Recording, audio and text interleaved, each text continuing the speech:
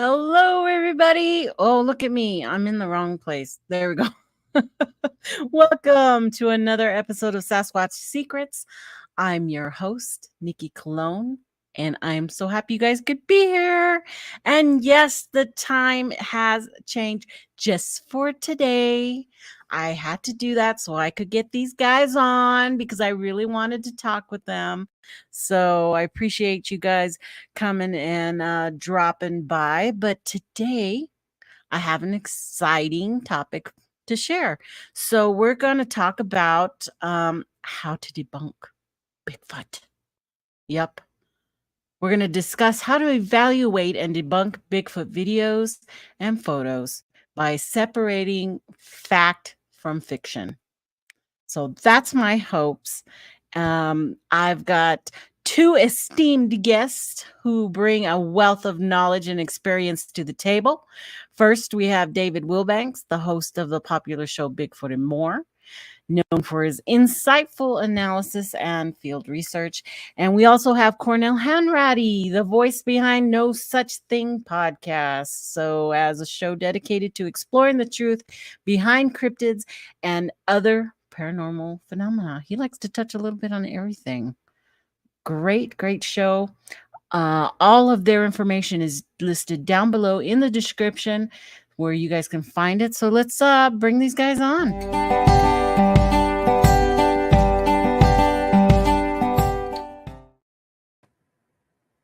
Hey, David, welcome. Hey, Nikki. How are you doing? Good. How are you? Good to see you. Happy Father's Day. Well, thank you. Good. Let's bring on Cornell.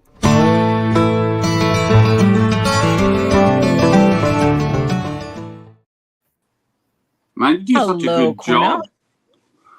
Oh, hello. What? Thank you for having me. You do such a great job of the intro stuff. You've got this really down to a T. Thanks for having me on. Thanks for coming. I appreciate you guys being here, and we're going to have a great discussion today. Maybe some other folks might drop in a little bit later. And let's take a look real quick. Tracy, and thank you so much for becoming a new member, and you deserve this.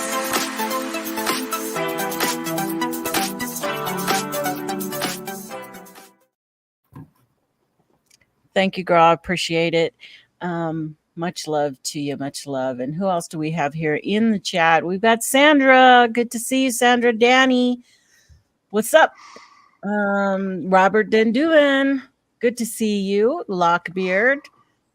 Nice. We are up against Coles. Steve Coles tonight, Squatch DTV. I really wanted you guys on. So we're doing the overlap today. And a lot of people, there's Trackway. Well, Trackway was here, and Grasshopper, and Daniel Weeks way up there at the top. So thank you guys for being here. Wolf Killer just came in. And yeah, so let's talk a little bit about this. When it comes to debunking Bigfoot sightings, whether it's a video or photograph, there's always, several key steps that we need to take to separate that fiction, the fact from the fiction. And I'm going to move us around a little bit, and we will start like this. Oh, happy Father's Day, everybody. All you guys, fathers out there. Hope you all had a great day today with your families and your kids. Hope you got some good meals in you.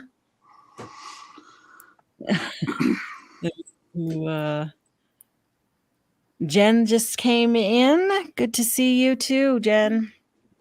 Her and Trackway and Deb were out there at Joe's Memorial on Saturday, and they did come live from his spot out there. So thanks for representing the group. Really appreciate that. We miss Joe a lot. And I hope I know he's in a very good place. So here we go. So the goal is to systematically evaluate and debunk Bigfoot photos, right? And by sticking to the facts is what we're really trying to do. So the number one thing I find is that when we come across something on social media is that it takes on a life of its own. Do you not agree with that?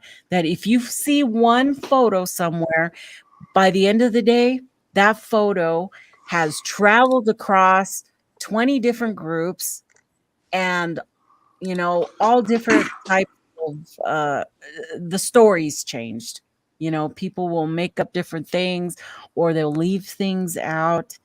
And that's why my number one thing is to examine the source. And what I mean is it a reputable group that's putting out the photo? Is it an individual? Are they credible? And or is it anonymous? What is there any story behind it? I think that's part of something that's really important when we're looking at photos. It's not just the photo itself, but where it comes from. Do you agree with that, Dave? Yeah. To be honest, I don't get very many photos of purported Sasquatch. Very little, actually. Mm-hmm. But yeah, the source, absolutely. If it's something like that, I can go to the place it was taken, where the event happened or is ongoing, get to know the person or people that's reporting it. You can kind of narrow it down after a while, and you got to go with your gut on it. You can kind of narrow down where if there's a person telling the truth, and then if you believe they're telling the truth, is it a case of mistaken identity, or is it possibly the real thing? Exactly. That's one of the main things, is that I know you have to take into consideration that everybody sees things a little bit differently, and there are people out there who are not hoaxers. They have no intention of hoaxing, but they see what they see and they're putting that out there. It's kind of like we really have to be careful at who we call hoaxers or misleading, because that's somebody who the big word behind that is intention, right? That they intended to fool people with what they're putting out. And a lot of people aren't doing that.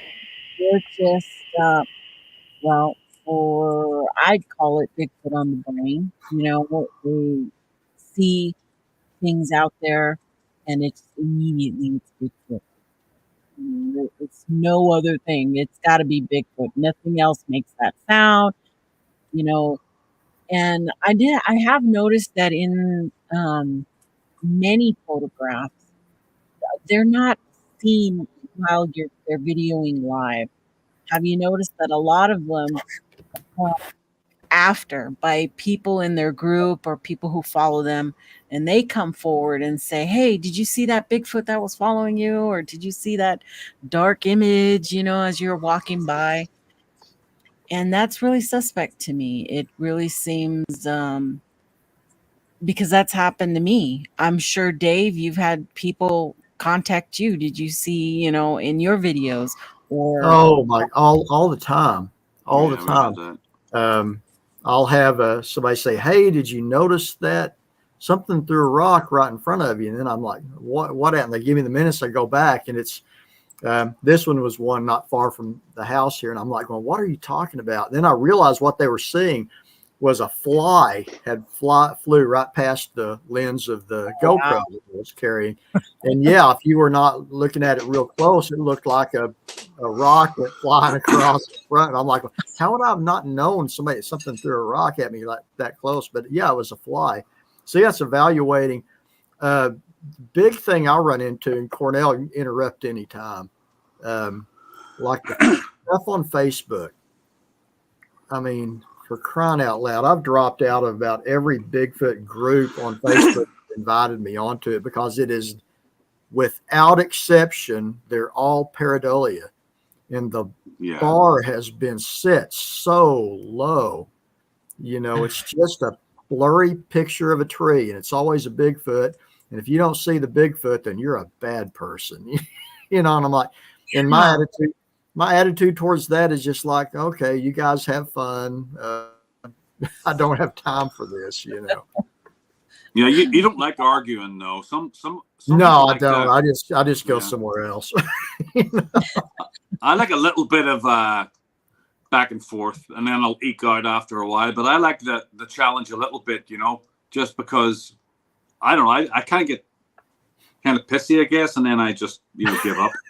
But I find it fun. I think it's entertaining at first, and then they just start insulting you and calling you stupid and close-minded. Yeah, I don't have any patience for that kind of stuff.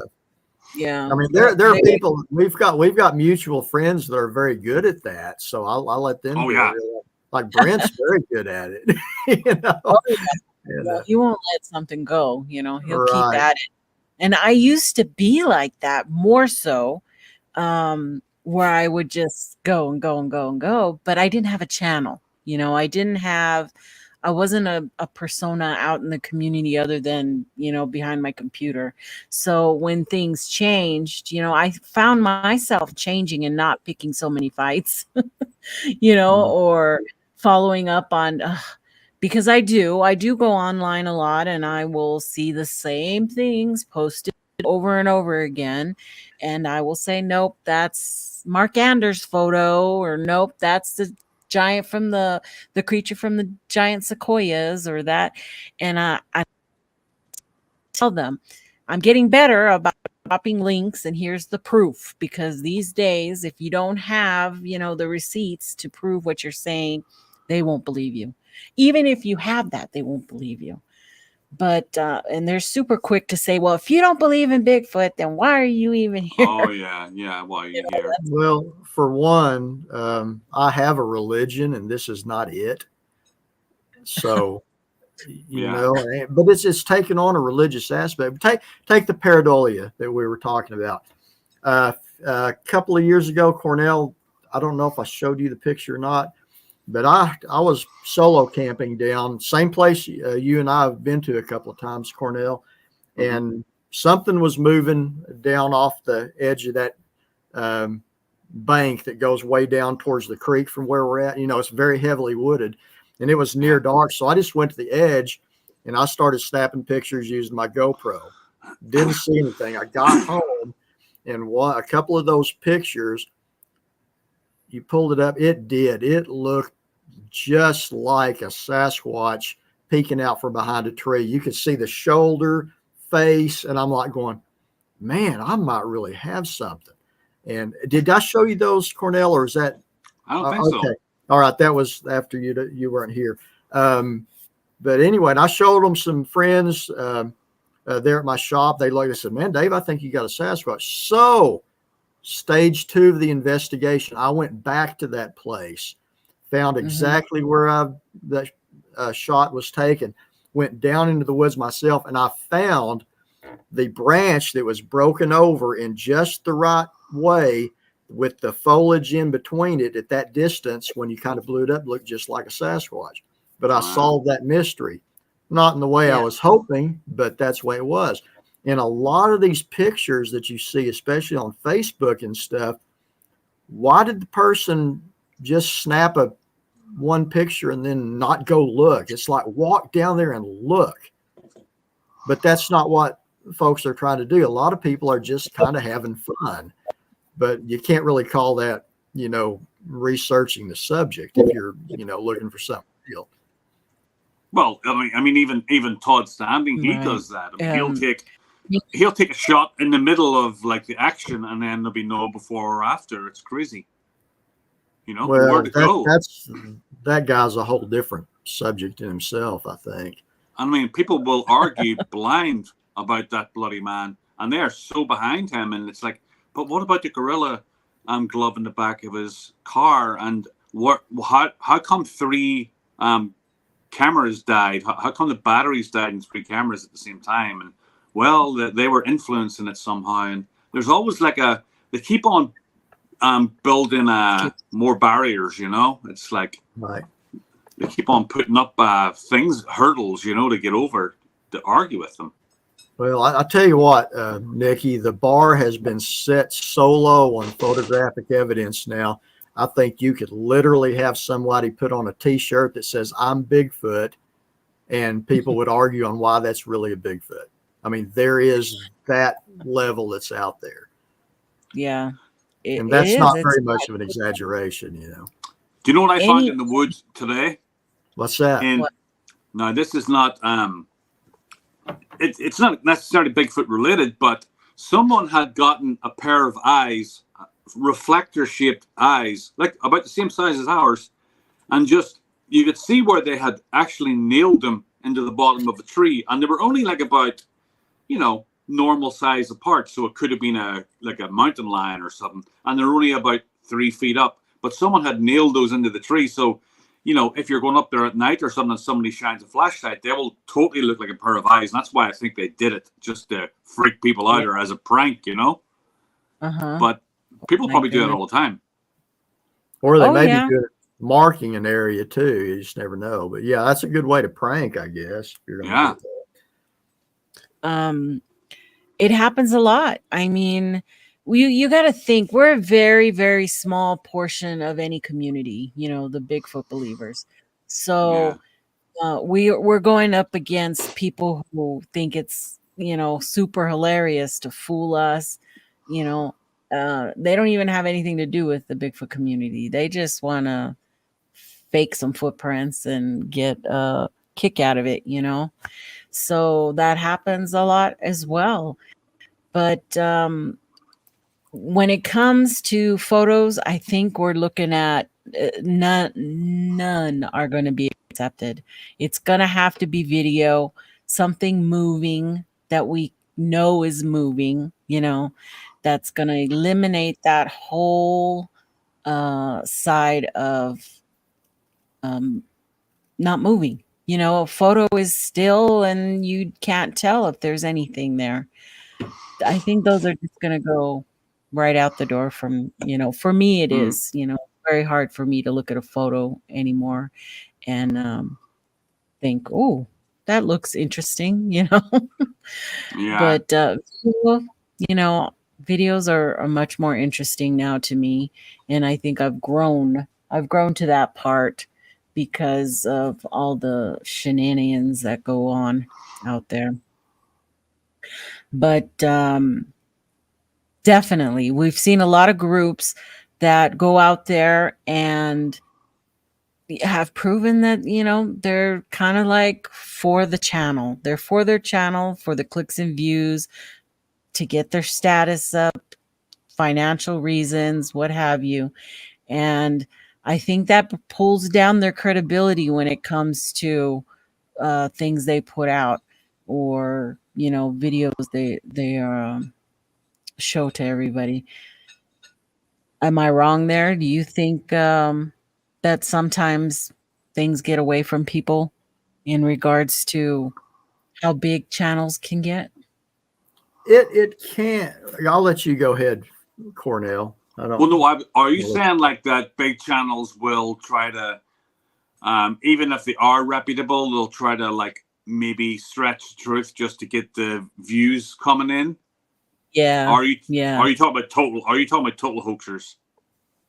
No, I'm talking about people that maybe in the beginning they were great channels, and as they grew, you know, things kind of seem to get a little fuzzy, you know, in regards to. Well, I definitely think, but because maybe nothing was happening and they just wanted to keep that euphoria going for their fans, and people wanted to see stuff, and they probably let some stuff slide, you know, if they heard something and maybe they heard a wood knock or they saw something, and then maybe they found out later on that it wasn't really that, it was something else, like what Dave did. They just won't tell their viewers that they found out what it actually was, and they'll leave it hanging.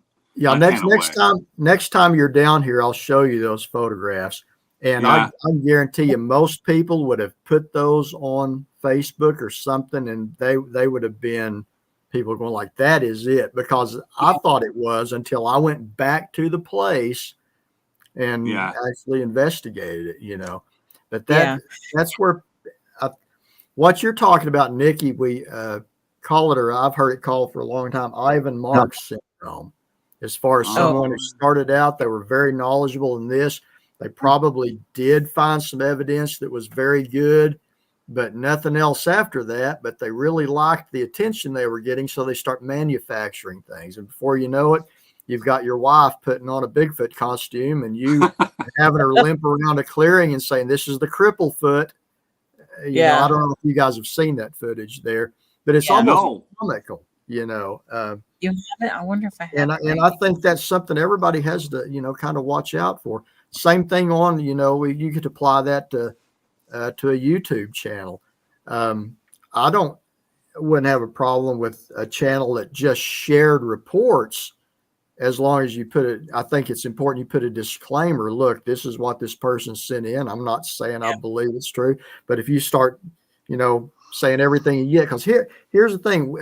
I think the other night, Cornell, when we were on, there was a discussion on what the likely population of Sasquatch are. You know, of course, Pat, he was all over that. But me, I've worded it like this. You know, Bigfoot reports are many, but I believe actual Bigfoots are very few. You know, and that's as far as guessing a number of how many there are, I have no idea. You know, and I hate to be backed into corner. So no, if you were guessing how many, I don't know. You know, but I think impossible guess. You get hundreds of reports a day, I guess, if you added it up. But I think the actual creature themselves are very few. Yeah, I remember. Now, I like the guy, and I don't know what's happened to him. He's kind of seems to have disappeared. But Christopher Noel, he believed that they were many, and they were a lot more than they were. And he believed that there was some sightings in some downtown Chicago parks and stuff, and that they are really close to civilization. And Doug Hychak thought this too, not about them being in local parks, but that they come closer to civilization because that's where the food is, and the creatures that eat the food, and you know, people that, you know what I mean. There's more food closer to civilization, basically. You know, more wildlife. Thinking they may do like, you know, black bear and stuff do come up to the outer edges, but no, there's no way you're going to convince me that you would find Sasquatch in a downtown Chicago park. Yeah, that's just ridiculous. I don't know the layout down there, but that's what I think. It was him. Don't quote me on that, but I think he was saying that. I'll tell you something I found, and I might have even posted the picture of it. I've got it on my phone.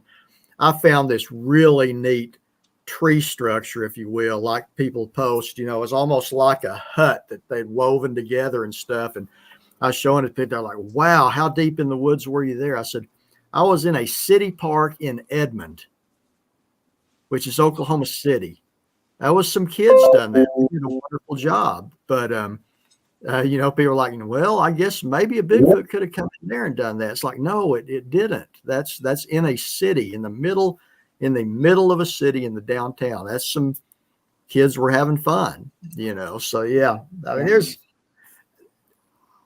for sure. Here's that Ivan Marks photo. There you go. Oh, is that Ivan Marks? Yes. Yeah.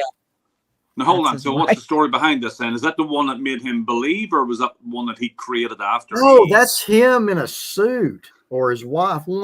He had look at the big ears on it. And here's the thing about that costume. There's some shots of it standing in a swamp, leaning over, and he even made the suit with its testicles hanging down. Really? Oh, it was on Weekly World News all the time back in the 80s when I was a teenager working at a grocery store, and we got such a kick out of that. But here's the deal about Ivan Marks. He was a very well-respected, I guess, outdoorsman, and the reason, you know, people use that moniker, Ivan Marks syndrome, is they think, you know, he probably did find some very credible evidence at first, and maybe just got to liking the attention. But the whole the cast of the Cripplefoot Bigfoot from up in Washington, that people like Jeff Meldrum are hold up as is one of the better pieces of evidence because it had a broke foot on that one foot and all that. He was actually the one that kind of come upon those, which to me that brings questions to the credibility of the footprint itself, which is a sad part of if you start off with really a legit investigator into this stuff and then start hoaxing things, it puts a cloud of doubt over everything you ever did. Right.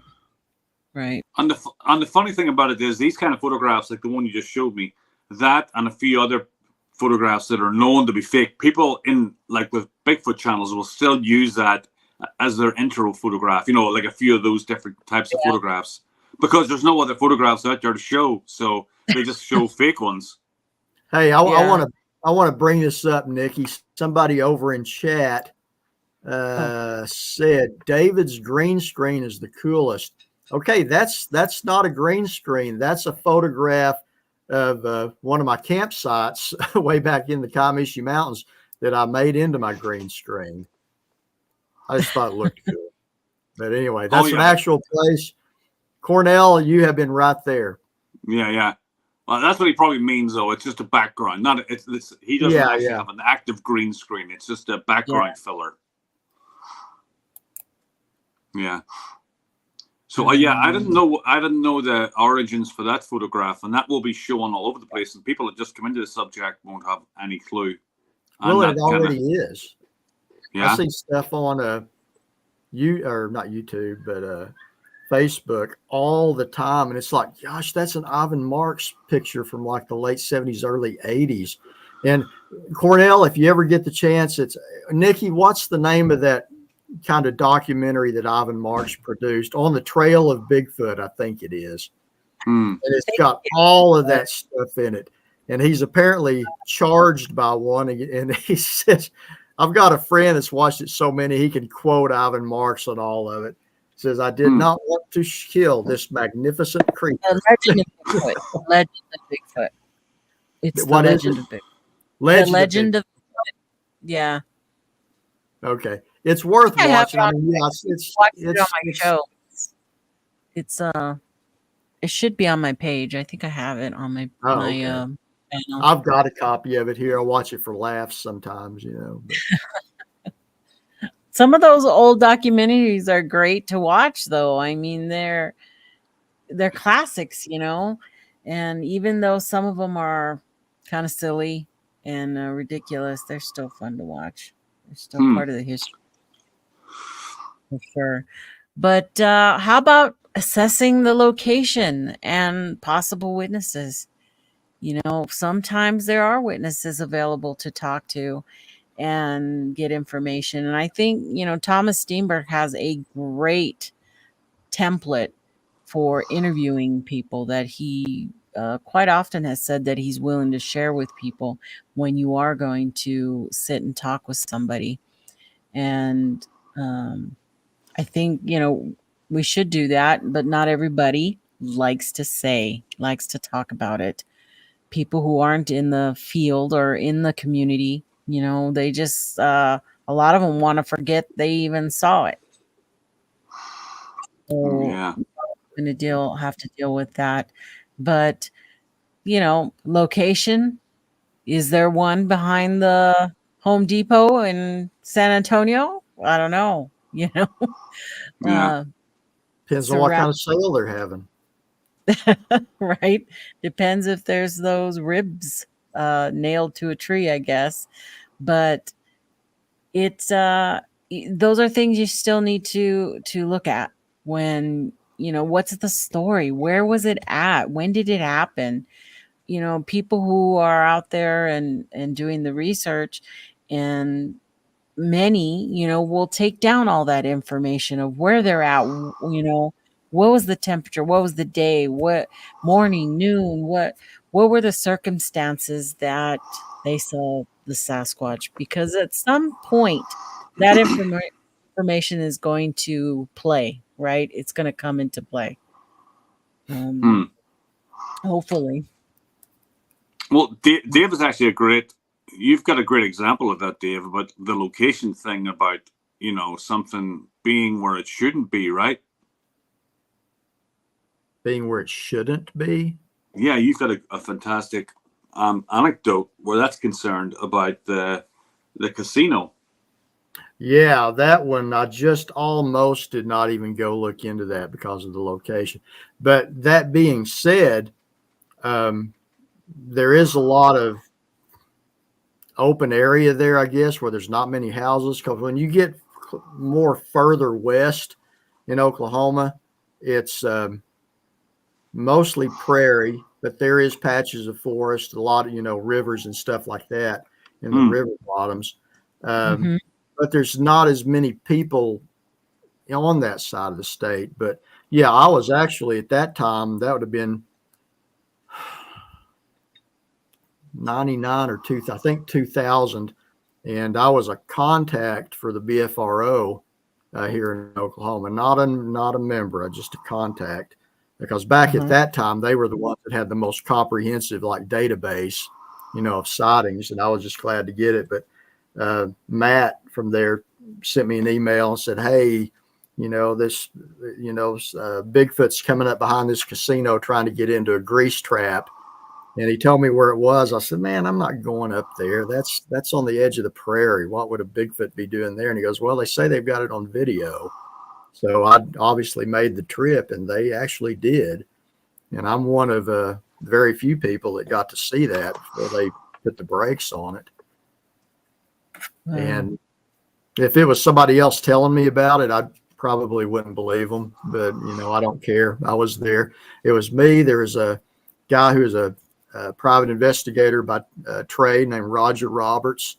And he and I saw it. A friend of his with him saw it. And like I said, I don't know that friend of his name because he wasn't a Bigfoot guy. He just came along with Roger for that. But yeah, I feel very privileged to have actually seen that.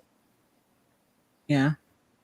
But yeah, it was, you think about thick woods and stuff, the woods here, there wasn't a lot of it. You got pretty much prairie farmland, a field that was plowed there behind it. And the casino sits kind of out in the middle of nowhere. It's north of El Reno, which is a bigger town. But you've got the North Canadian River runs through that, which back in late 60s, early 70s, that's where they had the incident with the what was it? The Chicken Man, they called it. Chicken Man? No, not because it looked like a chicken, but because it was supposedly getting into this farmer's chicken house and getting his chickens and stuff like that. But that was not far from there at all, just like a couple of miles. So it does kind of fall into that. And along those river bottoms, it's very thick vegetation, and it goes all the way, long ways either direction, Yeah. Well, how far, David, would this have been from the casino to where it would have coverage, roughly? Does David know? Did you ask me something, Cornell? No, I just said, how far would it have been, approximately from the grease trap to where it could find cover? How far of a distance would it have had to cover? Oh, it was a long ways. It's probably from there. Okay, we followed tracks in that field that went back towards this area. It was there's a wooded area about probably 3/4 of a mile. Is a big field back there. Now, in that wooded area, there are a lot of natural springs and stuff. So it had come across there, but it was late at night. Does David know about the Bigfoot sighting by a group of Oklahoma running across the parking lot? No. Oh, heard parking about that. Lot. I heard about that. Supposedly Faven and their whole group had some problems with their vehicles, so they had pulled into a casino after going out, or having their little outing. And as they were sitting in the parking lot, they supposedly saw a Bigfoot run across the parking lot and across the freeway or highway. And I think I don't know Robert, was it just 2 people saw it? 2 out of everybody that was there? One, what group? Pennsylvania Bigfoot organization, whatever it was. It's a Pennsylvania group. And they were in Oklahoma. I guess. I don't know. Bigfoot group from Pennsylvania came all the way to Oklahoma and happened to go into a casino and bang, a Bigfoot's running across the parking lot. Yeah. I find a lot of discrepancies in a lot of the stuff she says. Well, I'm just repeating it verbatim to what that is. And I don't know. Is it the same casino that I was talking about? I don't know. I didn't know it was in Oklahoma. I thought it was one in Pennsylvania. So I do know she does claim to have seen Bigfoot in Oklahoma. That was and she also claims that there was a Bigfoot underneath her truck while she was standing there. But she doesn't have any photos or anything like that. And she said she actually moved over to the side where the tire was so that it wouldn't grab her. So take that with a grain of salt. I'll take that with a block of salt. But yeah. I mean, there's a lot of, stuff out there. No, Robert said, no, it's not the same one as the grease pit incident. And it, really that whole incident is what inspired me to do a YouTube channel, because I was hearing so much stuff about people that had seen that video. And one was saying it ran up to this dumpster, grabbed a couple of bags of trash out of it and run off. And I'm like going, it wasn't a dumpster. It was a grease trap. Yeah. Of course, grease trap looks like a dumpster, but on top of it, it's got a smaller squarish lid that you lift up. They pour the grease in out there, and it was right underneath the light pole, which that light pole was how we were able to determine how tall that the subject of the surveillance video was, because we could measure up that because it was just right under it. But yeah, and I thought, you know what, I'm going to do a YouTube thing, and I'm going to make a video about that and just say, okay, this is what happened there. And now 100-something videos later, I'm just having, enjoying it, Right. Well, let's move on to the actual analysis of the photographs or videos. Okay. And for me, there's always this fine line about what does a Bigfoot really look like? Are we basing that look off of Patty? Because many people, maybe, half of the people who believe in Bigfoot do feel that Patty is that gold standard. That's what we base all of the other, what they should look like. Granted, geographical areas probably have smaller, bigger, different colors, stuff like that. But for the most part, you find that everybody compares back to Patty. I am not a fan of Patty, okay? But it really doesn't matter whether I believe in Patty or not, because we're 50 years later, over 50 years, we're still in the same place. Okay, so don't get mad at me for not believing Patty's real.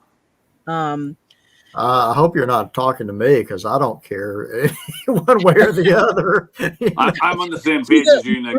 Where does this mean right now? I don't want to be getting a bunch of emails saying, I'm a horrible person for not believing in Patty. Patty, just one second, Patty. Nikki, just one. My thing with Patty is, if it was a real animal, now this is just my opinion, you would know it.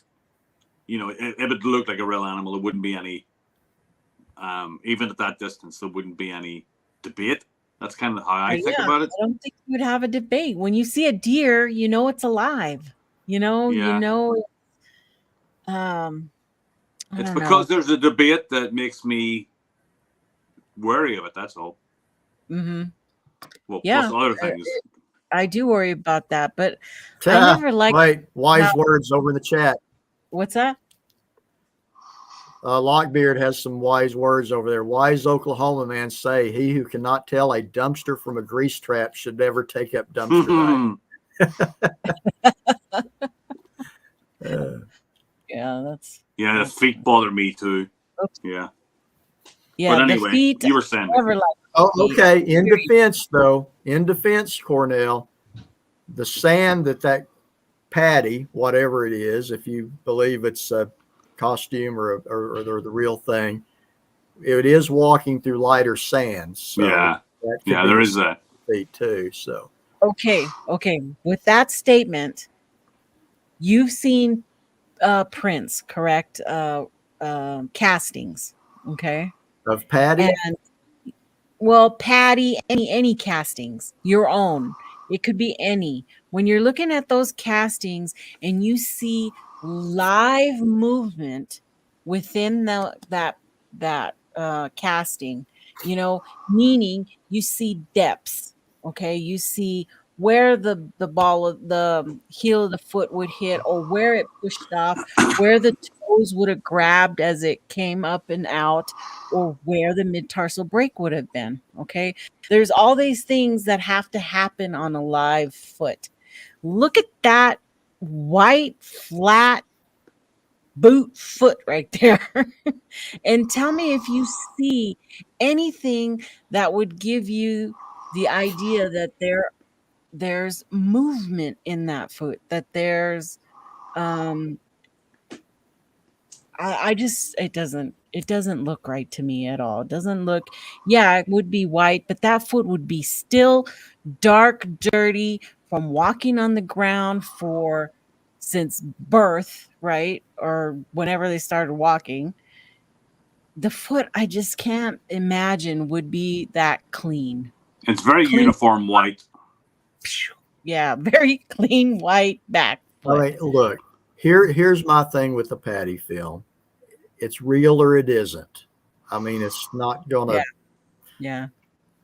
There's only one person living now that would know if it's real or not, and that's Bob Gimlett. And so far, he hasn't come out and said, "You know what, gotcha." I know. But right. I don't know. It's still, but whatever he said, that's still the best piece of possible photographic or film evidence we've got after all this time. The film. I have to admit, the movement of the rest of the body looks good to me. But I still don't like the face and how the face looks like this thing peering out of the eyes peering out of a mask.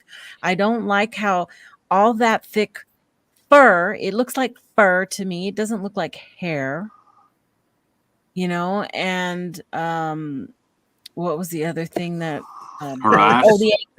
the ankles bother me. How they just end down there at the bottom. They don't taper. They don't the fur doesn't taper off as you go down towards the foot. It's just the fur stops right there. I have a I'm sorry, I didn't mean to interrupt. I'm sorry, Nikki. No, go ahead. I have a friend who had a sighting, a road crossing back about a little over 30 years ago, who is now a chiropractor that looks at muscle movement, all that stuff, educated, and he would go to the bank on the patty film being real. And he's a close personal friend of mine, and I'll argue a little bit with him. Well, yeah, but what if? And of course, and I forget who. There's only so much enhancement you can do to the original patty film and not just lose all. We all know there's one person that's enhanced it to the point of it being a cartoon basically now.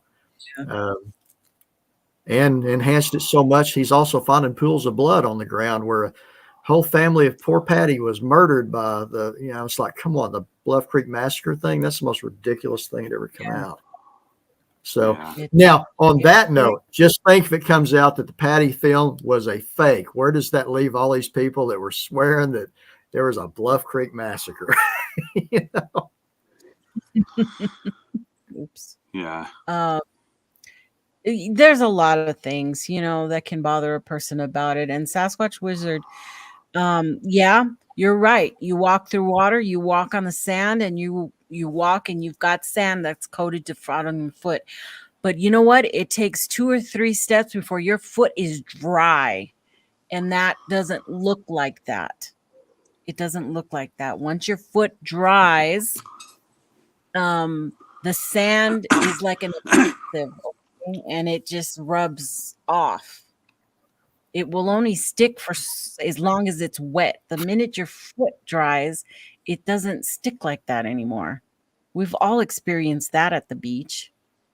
You know, you just have to lightly go like that, and there's nothing on the bottom of your foot, not caked, not like a flat layer like that. Yeah, but they'd be patchy. It would at least be patchy. Yeah, patchy. There would be something, you know. I'm reading the comments. I'm laughing at Lockbeard and Brent. They're that's entertaining. So, because we're going up against AI. AI is only going to get better, folks, and it's already starting to get better. The more and more we use it, the more it's going to learn. The more you for every AI generator, have you noticed down at the bottom, they always ask you, were you satisfied with this image? If not, you send a little note to whoever the generator is, okay? They take that information and they put that right back into the system. So everybody's been saying fingers, right? For a while there, the AI was putting out 8 and 6 fingers and all kinds of toes, and you know, it wasn't capturing right. But have you noticed it's been getting better? It's been getting better. And you're going to see that every time we put in information and it gets sent back, it's going to make images look better and better. So we've got that. Before we go away from that frame right there, Nikki, I want to point something else out about the Patty frame there. How many years were they saying that the subject in the Paterson film was 8 foot tall? You had supposed experts arguing on that. We know how long her foot was. They've got casts of it, right? Why didn't nobody just look at the back of that foot there, stack it on top of each other, and you see that Patty was just barely over 6 foot tall? How come they were arguing all these years about Patty being 8 foot tall when all you had to do is look at that frame, measure that foot up, the body length of that, and it was well under 7 foot. I mean, it was like Thinker Thunker does that kind of stuff. Yeah, but have you seen the new one about the baby Sasquatch video or something on that channel? No, he's calling it a Dogman family or something like that. It took me all of 5 minutes to debunk that, because that was, you know, he did the measurements on the arm showing it couldn't be human. The Monte people of Indonesia, they are people that basically paint themselves black, put animal skin. And it took me 5 minutes to find that. I went on the comments. I said, you know, I usually don't say anything, but look, type in the Monte people, MANTE, of Indonesia, and you can see that in broad daylight. Oh, is that the people running around making chirping noises and stuff? Yes. Oh, yeah. And I don't even think it's a real tribe. I think it's more of a tourist thing. That's what I thought it was. So he did a whole thing on that? 5 minutes most. I debunked that. But you know what? Even putting that on, there's still people in the comments. Oh, great job. That is great. Oh, that's baby Sasquatch. And another person, no, that's baby wolf dog man stuff. Oh, wow. I just had that. I just had that on the show too. I knew it was Indonesian thing, but I didn't know the name. I didn't have the name of the people. I didn't even know that was a thing. I thought that was just something that came and went really quick. Now, there's a whole lot of shorts about those people. Most of them are daylight, and people will be handing them a bottle of water, and they'll be making noises like monkeys and stuff running around. Oh wow! It's yeah. Well, I won't go too far. I don't remember what show I did. I just know it's been in the last couple of weeks that those they were kids. They looked like kids, well, those there's some with adults in them in too, and that's why I don't think they're an actual real tribe. They call them the Monte people, but it's always with that one that he was showing. It's darkened a little bit even more, but it's like it literally took me just a few minutes to just find the source and many more videos of that in different situations, so. Yeah. Well, just like everybody wants to call this baby right here on this mama, the cutest little baby ever. And it's from the Beacon Bigfoot hoax. And we've got all the information about it. It was created by Wrong English. Oh, okay. Yeah. And he has an expo. He has them up there on his expo in somewhere in New York is the last I heard it was at. But they just want to believe so bad. It doesn't matter, that you tell them, well, go. His documentary is still up on YouTube. You can see all of the craziness. And then if you go to Ron English's it's propaganda.com, that has the pictures of the Bigfoots in his expo during one of his videos that he has posted. I just happened to be looking at it, and boom, there it was. I'm looking at your chat here. You got good discussions in your chat, Nikki. Yeah, we do. I do. I've got great people who are here. I'm sure they're going back and forth from calls to mine. Quite entertaining. Hundreds of thousands of people have Sasquatch encounter stories. You can sentence somebody to death on the same. So to have two people when it comes to Sasquatch, 100,000 people plus isn't enough. But yeah, AI, you're talking about, that's the big thing. Just how good it's starting to look. You remember, Nikki, the first so-called Bigfoot and giant pictures with AI, you could tell because they just couldn't quite get the feet, the toes. Oh yeah, black and white. They looked like they had their feet were like Groot off of Guardians of the Galaxy, But now they're starting to look a lot better. Those first ones that came out actually came out of an Instagram person called the AI Experiment on Instagram. Okay. And that guy did a whole series of Bigfoots in different poses, different kinds, with older people and like with Native Americans and all different. But he let them. He released them one by one. They're on Facebook, and it just took off. The hope is that they're trying to get an identifier put onto the AI images, so that when you take that image and you put it into like Google, some type of Google imagery or whatever imagery search, it will come back tagged as AI. So that is in the work. I don't know how soon that is coming to fruition, if it's already doing that, but hopefully that'll help, somewhere down the line because remember, they had the Pope wearing that big old white jacket. They're saying how it's creating a lot of the false information is going to end up having problems, because it's not just Bigfoot, okay, that's having to deal with the AI problem. It's the whole world. It's the royal family. Yeah, it's taking work away from artists and computer generator people who do that for a living. It's taking work away, because what does AI do? it takes what it already can find on the internet. And if people's artwork is on the internet, it takes from them. So it's all kinds of legal issues involved. There's already been real artists suing AI generators because their works have been stolen. And so also in the music industry, you know, you can have AI, and I own a music store.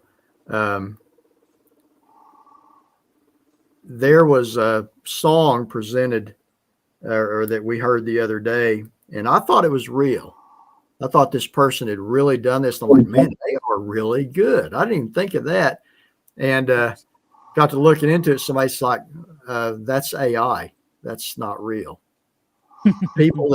People that know about that stuff can figure it out. I'm going to look into that to say, how did you know that? I just thought this person was like a prodigy or something. You know, I didn't think you could just say, hey, make me a song on this style, and here's the words and this and that, and have it produced. And so I thought, you know, that was such a letdown too. I was like, oh my gosh, you know, but it's just across the board and everything. AI is kids going to college right now are using ChatGPT and other AI problem solving programs to do their homework in class. In class, while they have their laptops open, there are several different apps or generators that they use where they just highlight, screenshot the problem, hit enter, and it does the whole work for them right on the page. You know, that's where we're at. These kids, you know, you don't have to do like we did, really research and use encyclopedias and go to the library for hours to find information out, when now they have it right on their phone and all that technology to use, which is okay. But I'm afraid they're not really absorbing that information, because it's just so easy for them to just click, have it, and print it and send it. You know, it's not like we were made to memorize the Constitution or memorize, you know, certain things of math and all of that. It's changed. It's changed all the world pretty much. So alternative explanations, you know, there might be things that we're looking at, and what's seen in the video. You know, could it be, you mentioned it earlier, could it be misidentification, you know, of a bear? Or we know we have pictures, clear, crisp pictures of bear walking on their hind legs. Of course, I don't think they look anything what Bigfoot would look like. They have no shoulders, you know, their shoulders just go straight down, and they always have their hands up in front of them, their paws. You know, it's not anything that I would consider misidentifying, but maybe in the dark, something walking around. I don't know, but that's an alternative. As well as, you know, always considering if that's a Bigfoot costume, which, you know, there's a lot out there. You can go to any online store, and they're getting better too. Those costumes and faces are getting a little better. For a while there, it was like 2 or 3, always the same 2 or 3 costumes that you would see that same face, and you knew, you know, it was a costume. So yeah. Well, do you remember that one in Salt Fork Park? I think you all know the one. It's like Bigfoot is walking through the woods, and he makes a couple of grunts. It's one of the worst. Is it Salt Fork in Ohio? That one was kind of Salt Fort, is it? Yeah, it's kind of. Yeah, and these 2 guys came across it, and it was kind of grunting, and they got some good, like a lot of footage of it, but it was clearly a guy in a suit. And I've argued with people so many times about that one, because you clearly see it. I mean, and you can clearly see it was a suit. But I mean, so many people argued with me over that it was a real Sasquatch. I want to know which one it is now. I don't know. Will it come up on Google if I check it out? Yeah. Salt. Okay. Scenario. Yeah, there was 2 hunters. I think they got some drone footage as well. I'm not sure, but that was like maybe a good few years ago. Scenario: I partially dried mud puddle spot. My barefoot lifts the top mud slit layer, then mud slipped layer. Then my foot hits sand and sticks to the wet side of the temporary foot pad. Oh, we're still talking about Patty. I probably upset him about the foot. It's okay, Jonathan.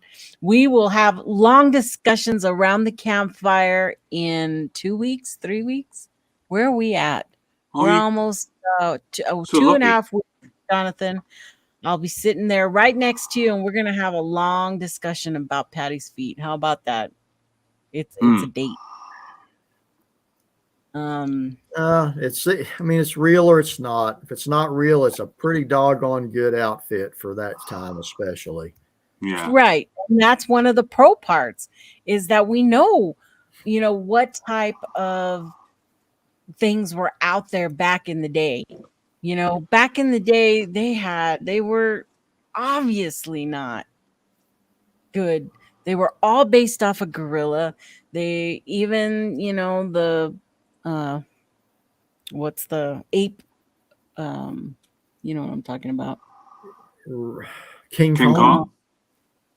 King Kong and the ape show. Planet of the Apes? Planet of the Apes, yeah. Yeah, but keep in mind, Nikki, those costumes were trying to look like an ape.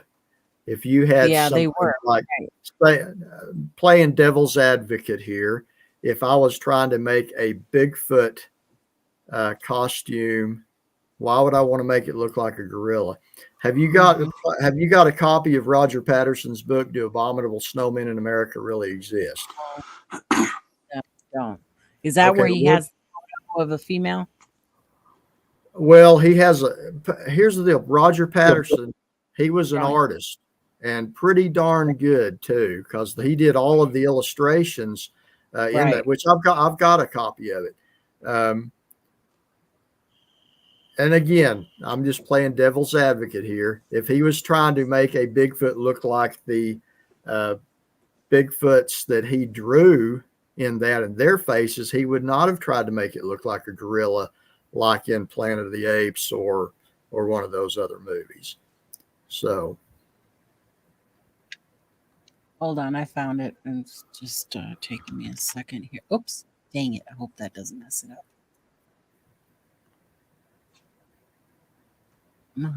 Click. There we go. And let me upload that. So there's a whole nother show going on. At some point, I'm going to run out of room. Well, not that one. See, okay, look at the cover right there. The one on the cover. Yeah. That's very human looking. Okay. Yeah. So if you, in this book, he wrote it, or at least it published, I believe, in 1965. So if you were going to try to fake a Bigfoot, and that was your own artist rendition of it, would you try to make it look like a gorilla? Absolutely not. No. And I'm not implying that he did whatsoever. Like I said, I'm just playing devil's advocate here. Yeah. But back in those days too, would you have really drawn a female Bigfoot? Well, now keep in mind the female Bigfoot in the book that he drew, that was off of he would draw pencil drawings of the incident that was happening, or the Bigfoot that was reported. And sometimes it would be a female. He would draw a female, so Yeah. Now, would he have gone to the trouble to make a female Bigfoot costume? That's, that's another deal there. But, we're talking about something that unless Bob Gimlin came out and said, you know what, it wasn't real, we're not going to know this, for sure. Yeah. Yeah. It's just a fun subject to talk about. And Bob and Roger apparently held true to that story all the way to his death. So let me ask both of you this, and I've been asking people this a lot, is do you think that there will be a deathbed confession from Bob Gimlin? In your opinion, just, No. I mean, if I just answer quick, I'd say no. Mm-hmm. But For I mean, now? I don't know Bob. I've never met Bob. Yeah, it would just be pure speculation. But right. I mean, even if he did have something to hide, he might still want to protect his legacy, even if he felt like confessing, he probably wouldn't want his legacy tarnished even when he was gone. So he might, even if it was fake, he might still not want to make a confession. You know.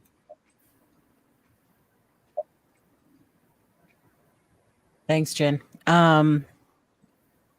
It's just thinking about it, I don't want to be disrespectful to him. I've only heard wonderful things about him, and so we leave it at that, right? But it's been coming up. My gut tells me that 50 years from now, people will be still talking about whether that was real or not. Yeah, I think so. No matter how we try not to, it comes around to that, because like I said, gold standard, that's what everybody goes back to. It's either that or the Freeman footage, or two of the number one, videos, because they're videos of something walking, and again, that's a whole nother show we could talk about. But well, I mean, we're talking about, footage and stuff. I mean, what do you think about the Freeman stuff? That's a very different looking creature moving an entirely different way than Patty. Right. Very straight up, not leaning forward, looking like it's not so sure of where it steps out there. All lean forward. I think every situation is going to be different, just like us as humans. We walk different, we talk different, we look different. I think it's quite possible that Bigfoots are going to have their own thing. Maybe, even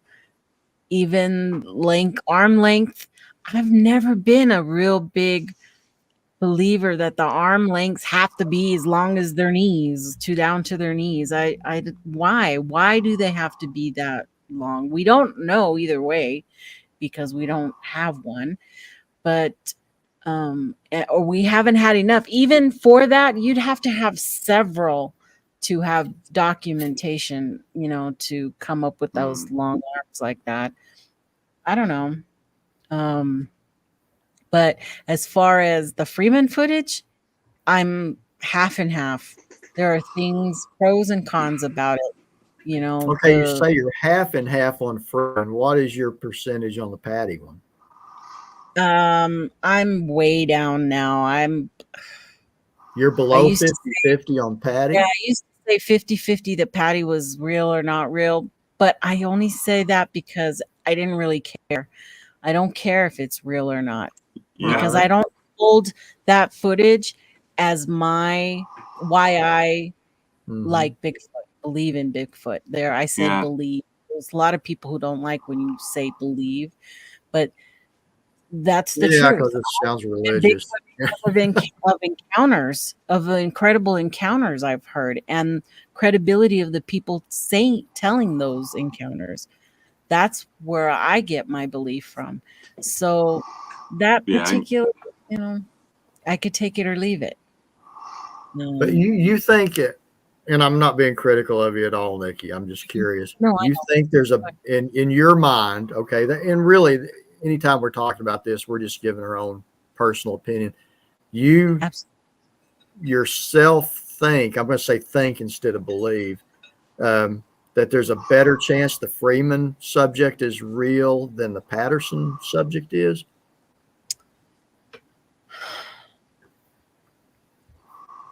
Yes. Really? Yeah. Why? I'm genuinely curious.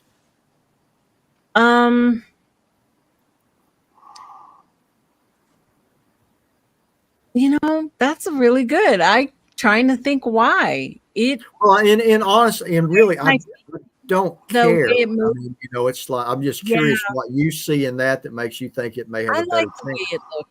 I like the way that one looked. Although I still think it had a lot of hair. It had a lot of hair on it, too much. But the movement, I liked the movement. I don't see a baby. You know how everybody's saying it picks up a baby at the end there? On Freeman's? Yeah, on Freeman's. He just kind of shuffles off into the woods, all I see. Doug Highcheck has said that he has had that footage checked out and stabilized and everything, and that at the very end it picks up a baby. I've never been a believer in that. I don't see that at all. So, but there you go. You know. Okay. Well, that's interesting. I personally, and keep in mind, I don't know any of these people that made those films. None of us do. But if somebody sent me the Freeman footage and I had no idea what it was, I would look at it and then, okay, whatever. Because to me, it doesn't, and I could be wrong. It doesn't look real to me. And I know that's like your two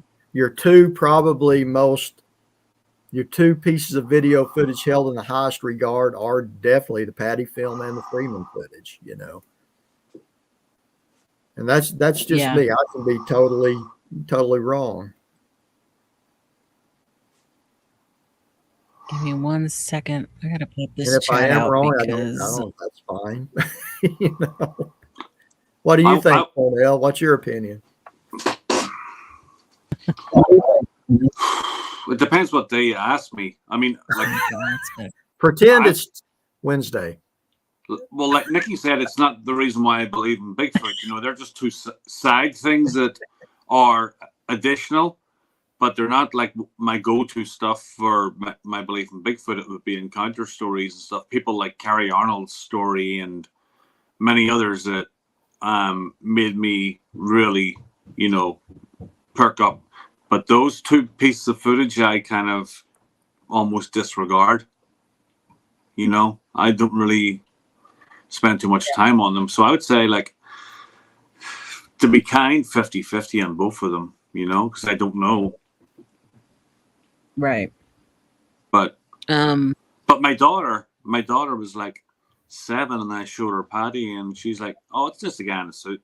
Why would a 7-year-old say that? And well, what are they right away, like, you know, people who don't have just, anything invested, you know, will see a suit.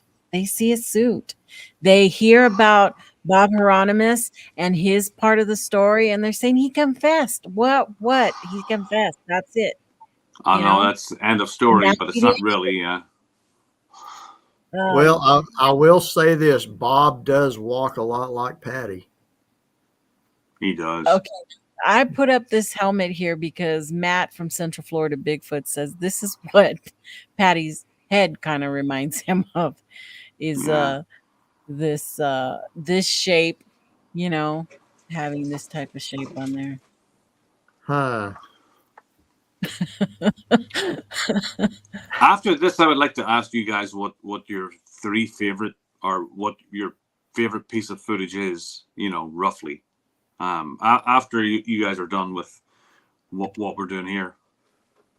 Well, I thought that is what we're doing here. That's what we're doing. We can bring it up. This is still we're kind of like just talking over my slides. It doesn't matter. My slides don't matter. No, I don't want to interrupt your slides. That's what I'm saying. Yeah, we're good. Some more slides? It's all relevant.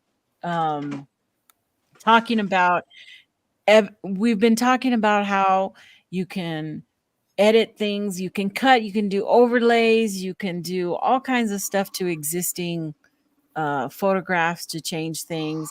Here, you seek others' opinions, right? You consult. Right. You know, if I didn't know about a photo, then what do? I text 4 or 5 different people. Have you seen this before? You know, and try to get the info. That's what I That's do. something I would do. That's not maybe what half the people in the chat, because remember, there's a lot of people out there who just want to see the encounter. They just want to come and enjoy the chats, enjoy the discussion, but they're not quite as go get the info. Discerning. I'll be right back. Yeah, it's like the one. Well, we'll go back to Patty real quick, but that whole enhancement thing that they did. I mean, like even I know I'm not really into. I don't know much about like Central Florida Bigfoot would know a lot more about this, but there's in those days I don't even think they were called pixels in those days. But there's if you like zoom in on just a label off the front of a cereal box, and you can zoom in far enough, you'll see dots. The dots make it up, you know. And if you zoom out, it'll just look like a solid K, you know. But it's probably the same with Patty, and people are trying to, you know, say if you zoom in, you get more detail. You get less detail if you zoom in. That's the problem. You know, it'll become more empty. You know, it's emptier when you zoom in, not fuller. And then you end up with something like this. Okay, this is a mess. If you really believe that this is what Patty looked like, I'm sorry. I know. Look at that. It is so blown out, and they want to say it's got teeth there. There's a big old hole on the side of the head now. There's even what do they call it? There on the chin? It's all messed up. I don't even know. There's a person in the eyeball. That's a person. It does look like there's a person. No, I think there is actually a person. If you zoom in, there's an actual. Isn't there? Wasn't that the whole Joker to take that away? There was. People were talking about that quite often, about there possibly being a person. Why are you showing that cartoon? I had a picture of 3 pictures of Patty, actually. Her original, and there's a lot of artistic license being taken with that one. Well, that one I got blocked over that in Bigfoot Canada on my own Facebook page. The guy who actually enhanced this, I argued with him about the pixel thing, and he blocked me because I was making too much sense or something. I don't know. I'm like, you can't get information that isn't there. That information wasn't in the photograph. That's really just common sense from a layman. It's eating broccoli or something. Oh wait, maybe here. I'm the worst at labeling my pictures. I get going to right upper lip. It looks like he's been hit with a rusty, like a tailpipe, you know, in the mouth. Yeah, why did Patty get shot in the head? She's got a big hole in the side of her head. So it wasn't pixels in those days. Yeah, I didn't think so. I knew it was called something else. Yeah, pixels. The hole in the head, like you can see individual hairs. It's crazy. No, there's a big hole in the side of her head. That's not even, that picture there is not even realistic to what. I think they've tried to make an ear out of that, and they've totally misplaced it. That's what it looks like. I know. Let me see. Misidentified. Where did we talk about Patty? What show was that? That was I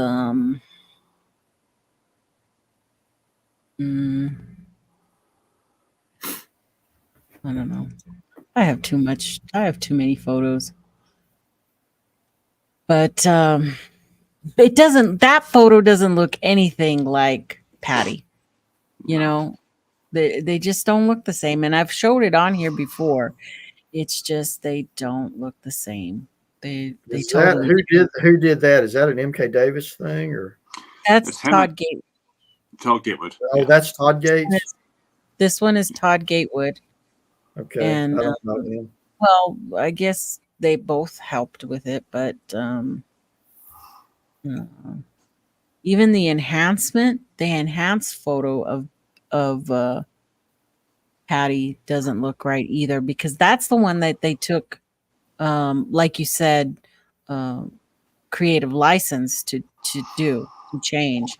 And he took that photo. Why did he take there's a little gnat flying in my face, instead of the original photo? Yeah. I don't understand why they did that. If he was going to enhance a photo, it should have come straight off of the film. The original. Yeah.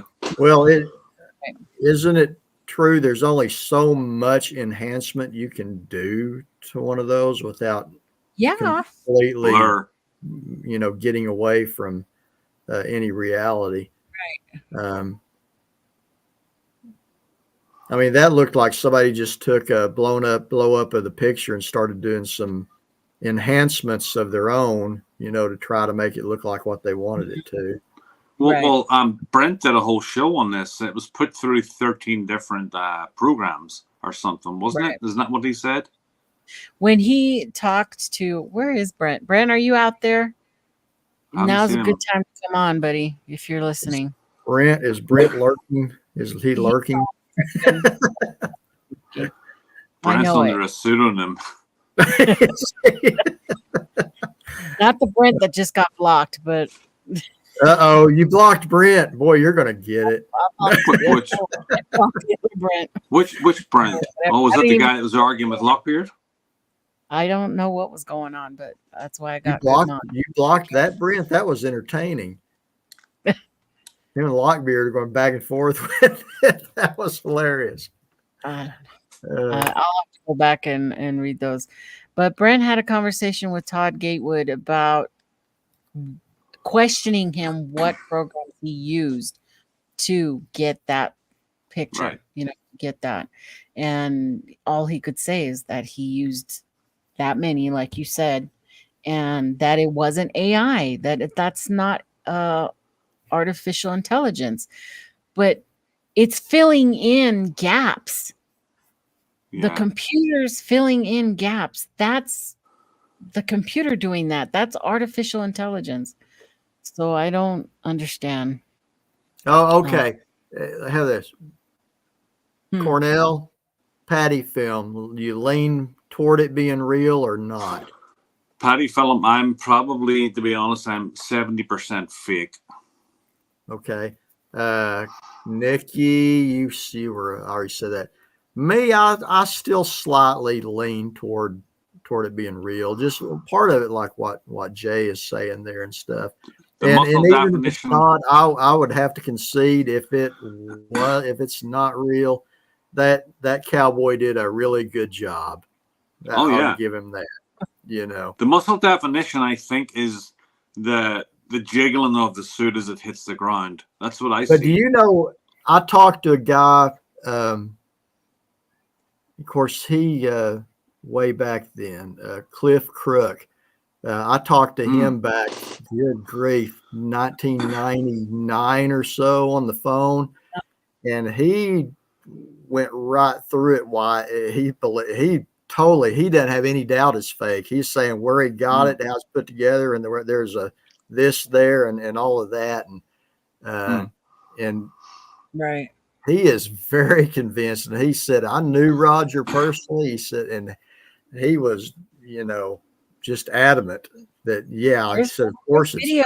Out there with him stating that, his belief. Stating that? Yeah. What video is that? Wait, who are you talking about? Are you talking about Cliff or? Yeah, Cliff. Right. That on video that it's fake. It's all fake. Actually, Cliff's the one. He sent me one of the old copies of Roger's book. He's like, yeah, I've got an extra one here. I'll send you one. And I was like, wow, thanks. Cliff Crook. I've heard that name so many times I can't remember where from. Yeah, he used to be. He's not active anymore. I see him on Facebook sometime. It's generally not Bigfoot related stuff. He's trout fishing and stuff. He's older fella now, but back a long time ago, he did a lot in this stuff. I was trying to see if he was in this book right here. But there was those Wild Creek photos, that are very, well, I'll just say lacking and be nice.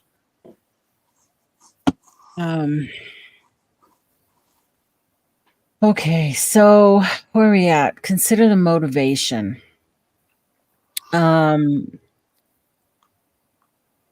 So is there financial incentives? Are there desire for attention?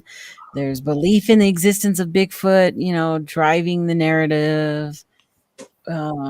There's all kinds of things that make people do what they do. I think they all have a basis of they want to get popular and possibly make some money at this.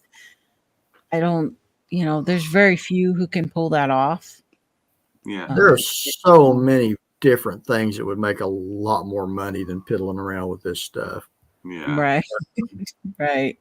I mean, I would, now as far as wanting attention, yeah, I think like that. I mean, there's a few people that make money at it, but, I mean, y'all were talking about Todd Standing earlier. How much did he charge to take people out into the woods? Like, I mean, it's a lot of money, and people still pay it. $3 grand or something. People, huh? It's like $3 grand or something. Yeah, I mean, my goodness. Thousands, I guess, yeah, it's definitely thousands.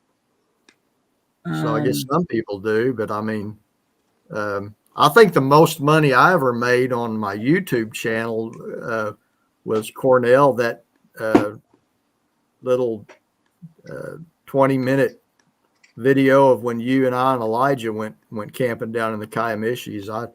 I think I made a whopping $200 off of that one, but generally I'll make about $12 a month or something, so yeah. Is it worth my time? No, but I enjoy it, Yeah. Right. And that's the whole, where are you coming from? Everybody's different. Everybody has different intentions out there, and hopefully that we can remain skeptical, maintain a healthy skepticism throughout the investigation process through these things, remain open-minded. I'm not one for the woo, but if one came and walked into a tree, I guess I would change my mind, right? I don't foresee that happening, but there's always that chance. So I let people who are over there doing that do what they do, and I stick to my guns on what I believe, and hopefully find my own answers. And that's about all we can do, is do our own thing, and hopefully people listen to us just to support us, and because that's a lot of fun. That's a lot of fun seeing where everybody takes their research. And I think this is right at the end here. Yep, that's what I just was talking about. Yeah, I mean, like the woo thing, I mean, like you can't avoid it sometimes if your favorite channel will indulge in the woo sometimes. But to be quite honest, like the way this subject goes, it would explain a hell of a lot if it was true, it would explain a hell of a lot, not that I believe in it, but it would just explain, why there's only one footprint here, or, why they just disappear and nobody can get a photograph of one. If you truly believe in it, that would explain it, why a lot of the time. I'll use an example, and it's not a Bigfoot, but this happened to me last deer season. And I had my cell phone right there. I was going to, if it was a deer I didn't want to shoot for food, I was wanting to get some pictures as well. But we have river otters here, but I've never seen one before. In this little clearing in front of my deer stand, which I'm sitting in, this otter comes hopping across because there's a creek on each side of me. By the time I was able to get my phone out and on, that thing was gone. Yeah. So, and this is in defense of people saying, well, you know, of all the cell phones, why aren't there more pictures? Yeah.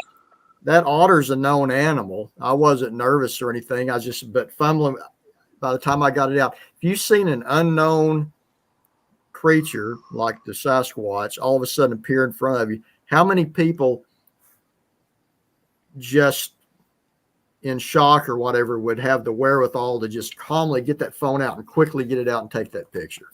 No way. Right. You'd probably the first few seconds would be like, oh my gosh, that's a Bigfoot. Oh my gosh, let me grab my phone and get it. Well, it's gone now.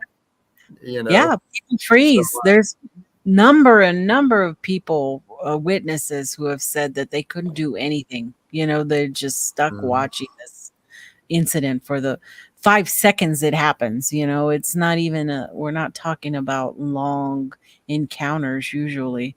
And there's just not enough time unless you have your stuff on, you know, you have your GoPro going, you have your camera going, you have everything ready to go.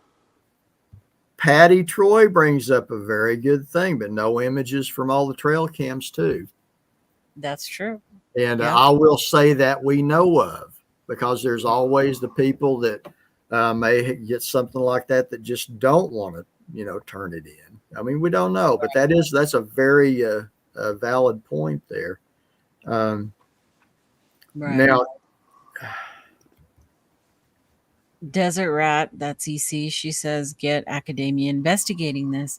And that's easier said than done, because right now we're at the point where no academia, no college are going to allow their tenured professors to go and to possibly humiliate themselves in a field looking for a mythical creature, because that's where it's considered that it's just a mythical thing. Now once we have one, that was going to change. I'm sure that'll change, you know, but until then, you really think we're going to ever have one, Nikki? By accident, maybe. By pure accident, maybe. Somebody comes up on one and either it's decomposing already or gets hit by a car. It's always a possibility for you. And I see and I can't remember who it was in here, right here. I hear people referring to them, some people, as calling them the forest people. So your gut, Cornell and Nikki, do you think they really are a type of human, or are they a type of ape? I do not believe they're people. Go ahead, Cornell, you first. No, I think they're a type of people. Definitely. If they're anything, they're a type of person. Like ancient human type of thing. That's what I think. Okay. Nikki? Yeah. No, I don't believe they're. When you say people, I label that a human, a Homo sapien. And I do not believe they're Homo sapien. We're talking about something, okay, that is above our physical averages, okay? People talk about them being anywhere from 7 to 10 feet tall, something that weighs over 600 to 1,000 pounds, and can move in the forest without being heard. So something that's that large and with that much mass has to have a bone structure that can support that mass. Human beings, our bones submit to a certain amount of pressure. That's why people who are morbidly obese are bedridden. They can't walk. Their bones can't support the weight. Yeah. So we're talking about something that can support the weight and can move stealthily, quietly, fast, and we can't see them. So to me, that indicates that something's up with the bones. They're thicker. They're different. So therefore, they're a different species. They may be Homo, but they're not sapien. They're somewhere 2 million, a million years, 1.5 million years ago. They took a turn off of Homo erectus, and they became their own part of the evolutionary ladder. What Desert Rat Gardner says here brings up a good point. Yeah, that's my friend DC. Which one? This one? That one right there. The one I saw looked more human than animal. I have EC's full interview of her sighting on my channel. You can go and check it. Yeah. I went to the location. Yeah. Oh, okay. I will. I think they are human species. She saw one that was not completely covered in fur. It was hair, and she could clearly see the body of this thing. And she actually says that it had like an Adonis body, a perfect body. She saw the glutes, the legs, as it ran past her. So any other humans, so maybe there's different kinds, you know, that has also been brought up a lot, that there may be different species or different types of these creatures out there. It's a very good point. But yeah, I certainly don't, because I remember like 25 years ago or whatever, everybody's like, well, it's got to be Gigantopithecus. You know, I've never really fallen into that camp. Yeah. But yeah, I think, you know, whatever I think they're a lot closer to us than they are a gorilla. And they got to be smart enough to know that we're bad news and it's in their best interest to stay away from us. Because, you know, and I always point this out, what I consider credible sightings tend to predominantly happen purely by accident. Like somebody sees one crossing a road or, you know, such as that. Like most of the sightings I've received from around here are either at dusk or late at night. You know, somebody sees one run across the road in front of them. So, well, I've been talking to a gentleman.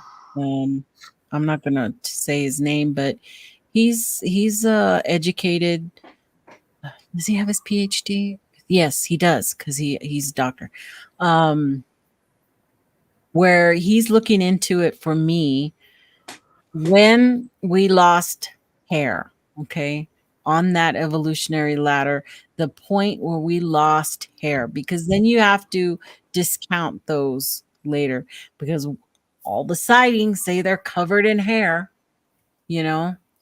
So you've got to look at, and then that leaves you the jaw line, okay, of what the faces look like. If you go back to Australopithecus, well, there's many Australopithecus. There's Boise, and there's a bunch of different ones, but their jaw lines are different, and the facial structure is different.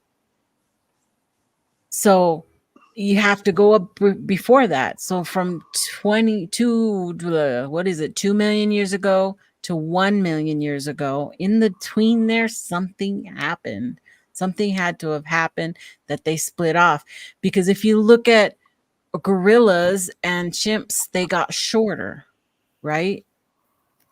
Yeah. And we grew erect. Where did it go? But this didn't. Sasquatch Look at didn't. Desert Rat Guard. I'm not an evolutionary biologist or whatever, but this is a good point, because we've got fossil record, Denisovans, Neanderthal, Homo sapiens, all existing at the same time. Yes. So more than one human species exists. Yes, they do.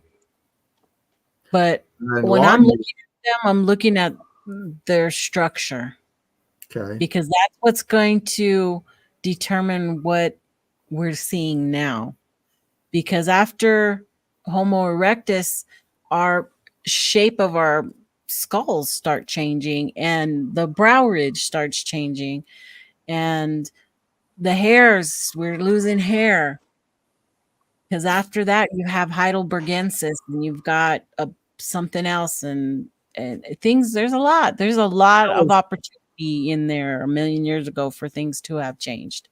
You know, we live in an exciting time of discovery. I mean, there's no telling, you know, what new human variants that we may discover. I mean, just a few years ago, Nikki, they thought that there were not humans over here in North America till what, 12, 14,000 years Right. ago. And now recently they found those footprints in New Mexico that are how old? Like, who said they? What was it? I didn't hear you. Sorry. I'm arguing with grass. Who says that Neanderthal and Australopithecus weren't as hairy as Sasquatch? I believe they were. I never said they weren't. I said Homo sapiens lost their hair. And I'm interested in when they lost their hair completely. But we really don't know. We won't know. Everything's speculative. So, and Lockbeard, he's got a different take right here. He said, I've tried to explain on my channel why the anthropologists are wrong. Those were not separate species. They've already been proven wrong about Neanderthals. And I don't know if he's talking about the same thing that I'm going to say here, but you know, when I was a kid, you know, any reconstruction of a Neanderthal, they were these stooped over troglodyte looking monstrosities, where now they say if a Neanderthal was here and it was dressed like us and groomed like us walking down the street, we probably wouldn't even look twice at it. Well, you might cross the road. Do what? You might cross the road. That'll be about it, though. Right. But I mean, how many races of people presently have some Neanderthal DNA? there's a lot. So Neanderthal did not really go extinct if we're still carrying, you know, some of it's DNA. Yeah. We just kind of, I guess, some point Homo sapien and Homo neanderthalensis or whatever looked at each other and say, hey, you want to come home with me? You know?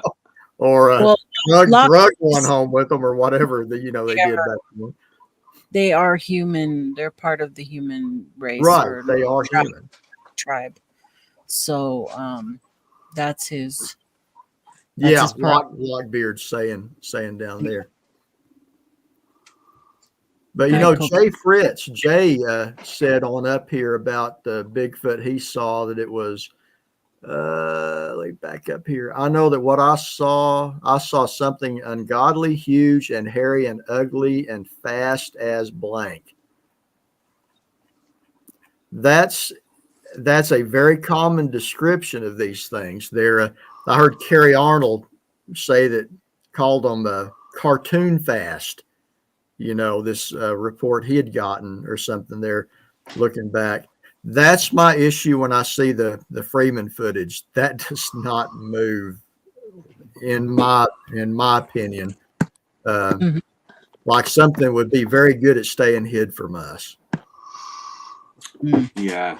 Disclaimer: I can be wrong. You know, if I'm wrong, I'm wrong. It's not, like I said, I don't get upset about being wrong about stuff like this. Just like you know, it doesn't matter if it's real or not. We're still in the same place. We're right in the same place. If you believe in it or not, you just kind of like some stuff and you don't like other stuff, and that's kind of normal. That's what we do, is speculate and try to tear down a little bit some of the stuff that we're seeing. Did you ever see Kerry Arnold's documentary where he talks about it's on his own channel. It's probably one of the top if you go to popular. And he tries to describe what it looked like. And he had two pictures. One of them was a known fake. It's the one that's standing in the water looking up, right? He said it had that body, but he said it had this face. And he proceeded to show a photograph of a good friend of his had taken off their backyard, and this thing was in the trees, and it had like a really, really black look. It was pretty clear. I've seen that, yeah. Did you see that one, Dave? I've seen that. He showed me that one time. That was freaky looking. That was pretty convincing too. But let me tell you something about Kerry on this one thing. Whatever people thought of his channel or whatever, he had come up to Oklahoma to Mark Copeland's place to do a documentary, which he did a fantastic job on. Yeah, he did. But Kerry was a big guy. Okay, he was like well over 6 foot. He looked like, what I told him, I said, dude, looks like you could wrestle with a Bigfoot and come out on top. But he was traumatized by that sighting that he had when he was hunting years ago. That evening, we were out there sitting around the campfire, and something was moving around in the woods. I'm very sure it was just deer. But I said, I'm going to go out in the woods and see what that is. This was dark. Kerry would not go in the woods. Yeah. And I'm not a big guy. I'm like 5'9", whatever. And here's, Kerry, big guy. And I'm like going, okay. He was traumatized by what he saw in those woods in Mississippi, because he would not. He said, I'm not going in those woods. Mm-hmm. So. Yeah. Yeah. So what's this slide, Nikki? Show me what you got. What does that mean? Oh, this is the next segment. So you guys ready to move on a little bit? See some stuff? So let's do that. Show me what you got. Jim, you heard them. Said, show me what you got. So today, what we got in this week on social media, I got another post removed, and I don't even know from where. I've got a habit lately of I guess laughing. That's all I did was laugh at somebody's picture, and it was offensive. They took it down. The thing is, I don't even know where it came from because it doesn't say. And I was like, I've been doing that, just laughing with the and then the emoji. Yeah, I feel like this is that. Who was that on? What was that on? But I don't know. I don't remember because I did it like to 3 or 4 different places, and I don't even remember.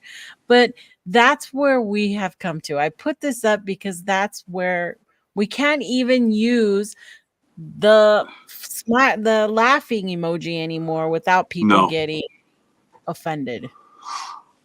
And it's just so ridiculous that I thought, well, I'm just gonna snap a shot of this and talk about it a little bit, because that's all. I mean, I didn't say anything to anybody. I just laughed.